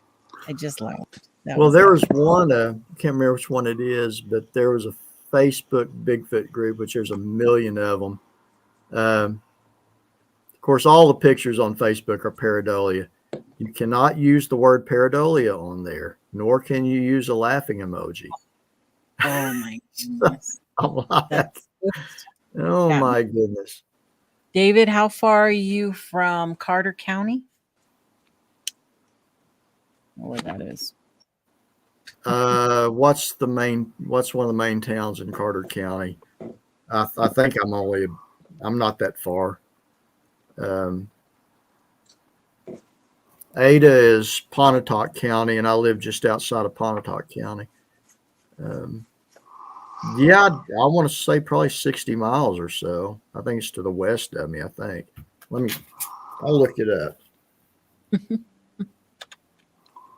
Next, we have this photo here that's been circulating a little bit. Is it okay to say pareidolia on your channel, Nikki? Say pareidolia. Oh, yeah. You see the face, you see the mouth, the nose, the eyes staring at you. I see a root ball with the black spot on the front of the root ball and a stick coming out of the side of a tree that looks like a mouth. Yeah. Definitely a stick. Oh yeah. I was right. I'm about 60 miles northeast of Carter County. So people love it. Oh my goodness! I should have put the comments on here, but they just love it. What, so happy that they're catching all these great photos. Okay, but here's the deal. Okay, if you're going to say that's a living creature, why a Bigfoot? Why not a bear? Right. Well, because it has a mouth. Well, yeah. Bigfoot on the brain. People are doing that. Why not a bison partially obscured? I mean, there's so many other things that could. And it's. Where are the other pictures? Why didn't you just move 2 feet to the right and take the picture again? Where's the movement?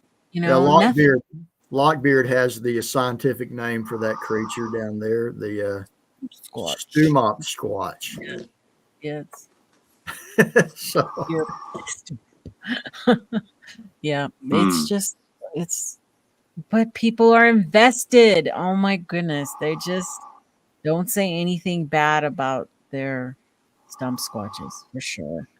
Well, there's a lot of folks just, as far as the hoaxing deal, they don't think there's anything to it in the first place, and they're just having fun at the expense of others. Yeah. Here's the next one. This is out of Whitfield, Arizona, actually, which is up on the Navajo Reservation. It's tilted. And it's AI for sure. It's not even touching the ground. Right. Look at the you don't kind of elevated. What was the one from Colorado here? I think last year the people were seeing from the train. Yeah. Oh, probably got that one too. That one is so obviously a Bigfoot costume. You can see where the pant legs come down.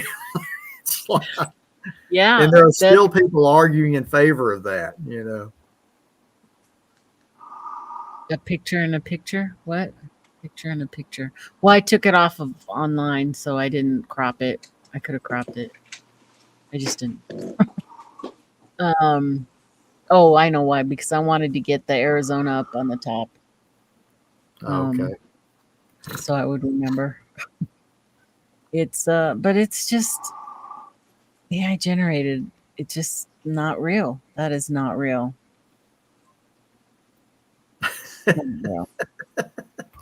There's not even any toes. I didn't even see any toes on that thing. Navajos. Aren't they tall blue chicks?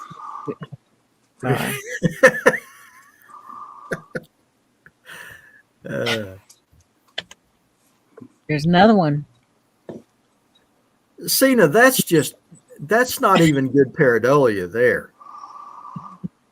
That's not even good pareidolia. We can do better than that. Yeah. I can find better representations of a pareidolia Sasquatch in that picture than the one that person's pointing out. These posts are 4 foot tall. And also this is in Hocking County, Ohio. Right in between Laurelville and South Perry on Union Road. Okay, anybody from Hocking, go to South Perry on Union Road and go get me a second shot of this, and I'll give you a prize if somebody sends me a photograph from this fence line here. Well, that's just a dark spot in the trees with some leaves. That's not even. Nikki, I made a picture the last Bigfoot conference I spoke at. And probably the wrong crowd to put it in, but I made a meme. I had a picture of the Paterson film, the frame from that. It said, Bigfoot 1967. And then beside it, I just went out behind the house and took a picture of a tree and just blew it up. And I put Bigfoot 2023. It was funny. Only about half the people there laughed, and I got a few dirty looks. I just couldn't help it. That is something I would have done, though. Totally. And I've done it right after somebody had put a picture up of just blurry trees and drew a red outline around something. And I'm like, should I really put the, yeah, I'm going to do it anyway. But I'm against caging a Sasquatch in the zoo, but one thing is for sure, I want to see photos of a real Sasquatch taken in its containment area so we can see if some of these blob squatches pics are real. Yeah. Where did this one come from? There was no info with this one. hey, there's a giant lizard on its back. I know. I'm thinking they're thinking it's a baby on the back. Nope, baby. it's a wolf says it's a Mandalorian rocket pack. Mm-hmm. Oh, I mean, there you go. Yeah, there's none to say that couldn't be. Yeah, but it's inconclusive. I don't know. I don't have any information about this. The one on the, it looks like it's a photograph, like a real photograph. Yeah, they've taken a photograph of a photograph. Yeah. Yeah. Like it's old. It's got stains on it and stuff. Off the back there. What do you guys think out there? You think that's a real baby? This could be a real photo. I don't have any information on it. Yeah, I mean, it could be a real photo of a hunter backpacking somewhere. It's so blurry. It's just. I'm looking at the big screen here. That's why I'm tilting. I've never seen it before. I'd never seen this photo before. Well, the head in the photograph on the left is clearer than the photograph on the right. The head definitely looks like it's got like a pronounced mouth, jaw, whatever you call it. It's a compound bow. Is that how a compound bow it could be a compound bow, but well, the pronounced mouth, it could be a strap. It could be the guy reaching around grabbing, it could be, it could be all kinds of things. Yeah. But it's definitely not pareidolia. That's definitely something. Compound bow. Let's look at some pictures real quick and see if I find something similar. Yeah, that thing in the middle could be the middle part of the compound bow. It's like, it does look like could be. Oh, come on. You don't have pictures of the one that the guy just put a gorilla mask on a table with a sheet around the bottom of it. That it was. Mike. Oh my gosh. That was ridiculous. That is. That's an example. And I've said before, I'm like, well, in the old days, hoaxers at least used to try. Ivan Marks at least built a suit to the best of his ability. He didn't just stick a gorilla mask on a table and say, look. And you go to the comments on his video of that on his channel, and they're all positive. There's tons of positive comments. It's crazy. Oh yeah.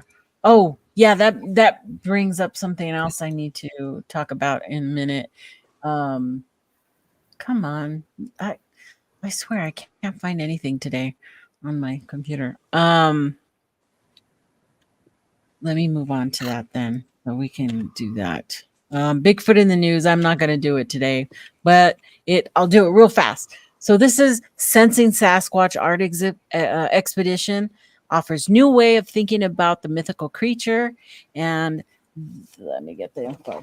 This is on display until January the 12th of 2025 and is in the High Desert Museum in Bend, Oregon.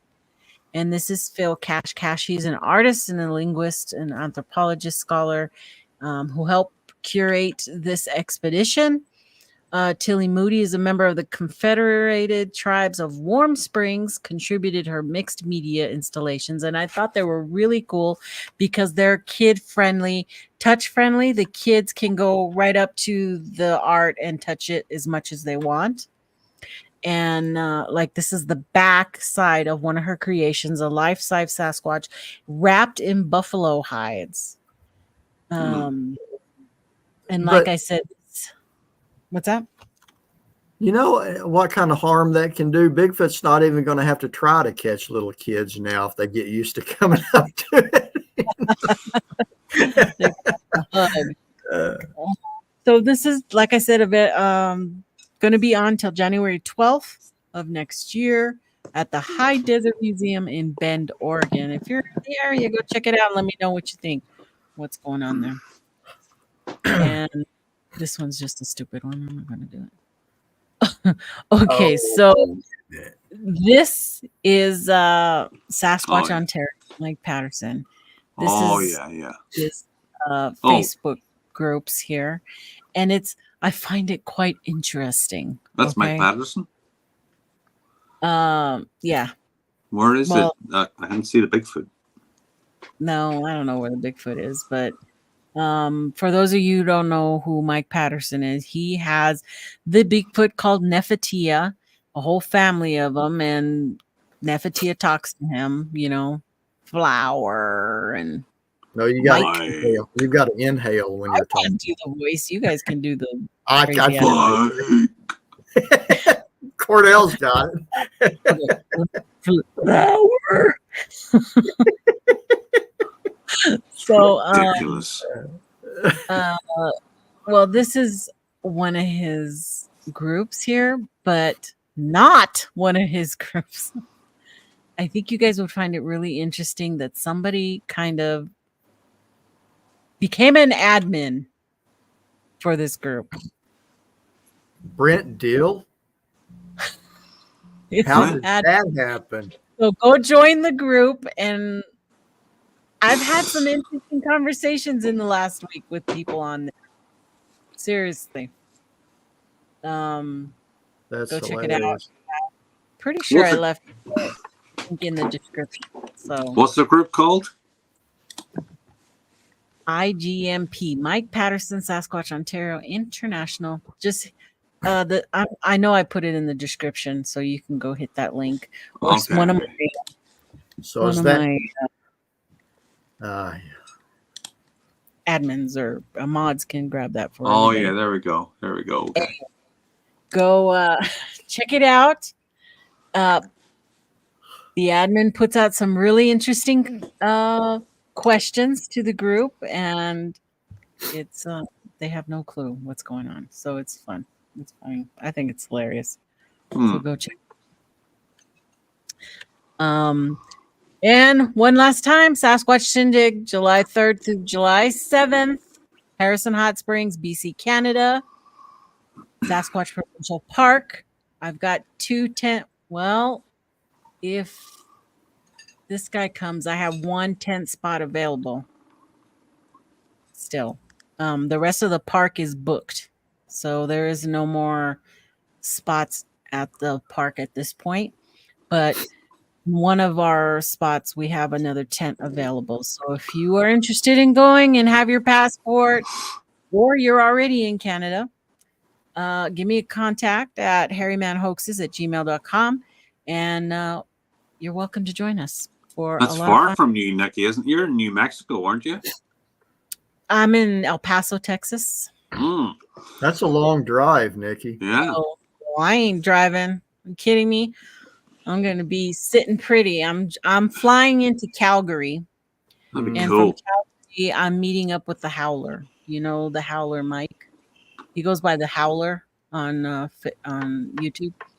We're going to meet up, and we're going to drive from Calgary through the Colorado Rockies, through the Canadian Rockies, and down to Kelowna. If Leon doesn't make it to Harrison Hot Springs, we're going to hope to stop and see him in Kelowna, and then from there drive the rest of the way to Harrison Hot Springs, which is before Vancouver. So it's about a 10 or 12-hour drive. How's Leon doing, by the way? He's doing good. He did a great show today with the Buckwest crew. Highly suggest going and watching that. And it wears him out, It's a lot on his mind. So but he looks good. He's really going to try to make this trip. Hopefully he gets to. I'd love to have him there, but completely understand, if he can't, hopefully I can still see him. But let's see. That's it. That's the show for today. You guys have any? Why is that? My mouse won't move. There we go. Anything new? Anything happening with you guys? You got a big show coming up on Wednesday day. You want to talk about it? Yeah, Wednesday I'm going to be having Brent, not Brent, good grief. We was talking about Brent. Steve Calls on my show. It's going to be Wednesday evening, 8:00 Central Time. And we're going to discuss his new book, which I just finished reading, The Psychology of Bigfoot. I'm on like chapter 5. I'll be in over there. Yeah, I just I've had it about a week. But I've just finished it up here the other day, and it's an interesting book. Ought to be a good discussion. Mm-hmm. Cool. Then I better finish it before Wednesday so that all the points. How about you, Cornell? I got nothing coming up. No, I'm just playing it by ear at the minute. Mm-hmm. I've really been enjoying your hikes you've been putting out, though. Yeah, definitely. Yeah, that's about as much as I can do at the minute because they're kind of spur of the moment. So I just fit them in when I can, you know. Mm-hmm. Yeah. Well, yeah, so that was fun. It's amazing. It is amazing. Everybody out there, thank you so much for coming and joining us. Probably be bringing this to an end right now. And if I can get to the right buttons, we will do that. Where am I? Okay. So, hey, you guys, don't forget to hit that like button before you leave. Okay? Subscribe. Share it around. Tell your friends to come my way. Love you guys. Thank you, guys. Bye. See you in the next chat, guys.